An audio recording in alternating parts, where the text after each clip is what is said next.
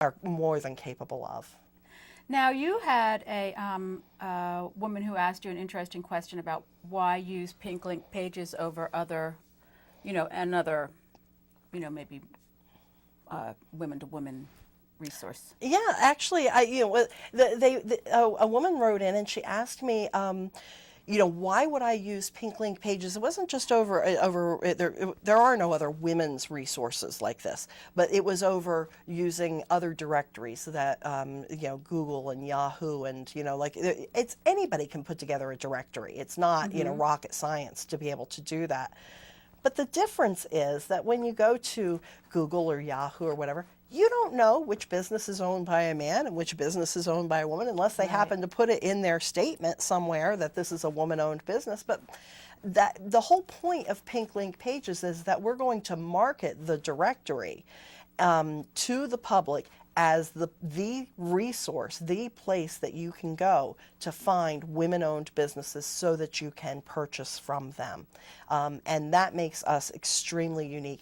We also are being, as we said, strong advocates about women in corporations, and giving support to having more women in CEO positions, more women on boards, giving them the opportunity to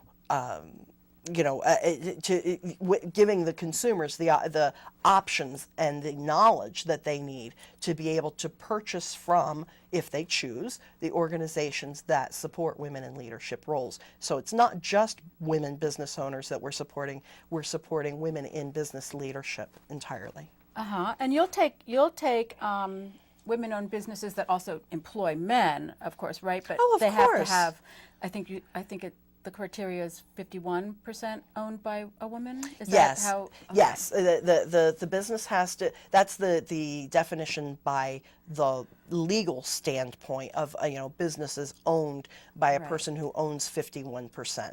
And so if it's 51% owned by a woman or by women, that's good enough for us, for it to be qualified for Pink Link. But it can't be an even 50-50 partnership, a woman and her husband. She has to actually be the owner because it is a directory of women-owned businesses. And, and if we were doing a directory of poodles, you couldn't put a German Shepherd in there. I mean, it has to be, we've got to be true to our name. Right. That goes along with that quirky sound that's coming from your phone. Sorry about that.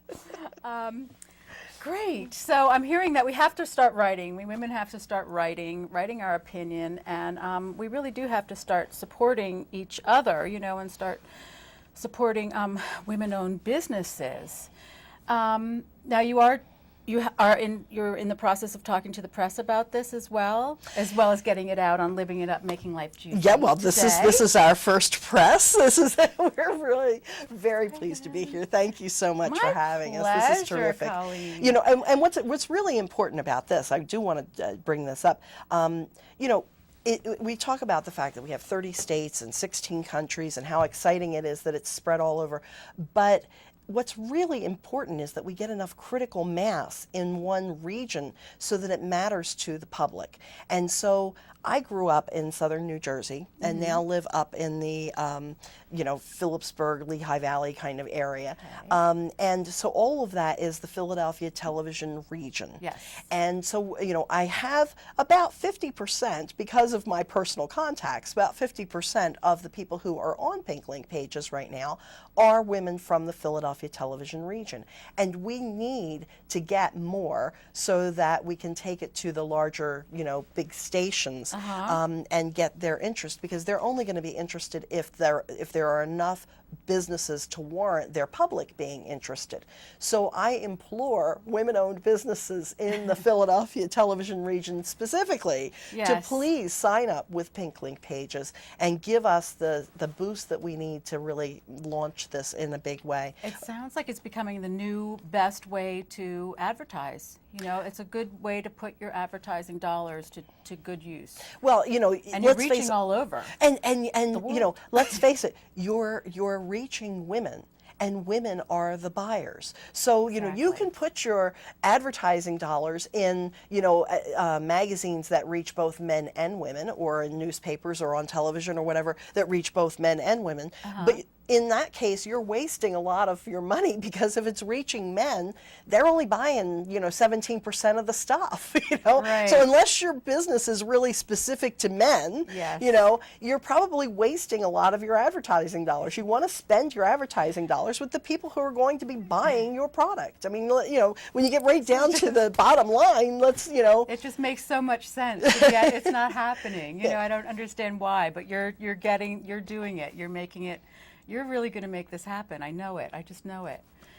But it's happening already. You know, I mean, we're just thrilled that in 1 month we've gotten such a huge response. And this is just me typing on my laptop in a room. You know, this is with no extra marketing or public relations assistance. And now we've just hired a firm to assist us with some of that. So we are going to be starting to take this, you know, out to the media. But we really need the help of the women who own businesses to get on Pink Link and begin supporting this. Yes, and women, if you're shopping, go on to Pink Link pages and look for places to buy your goods.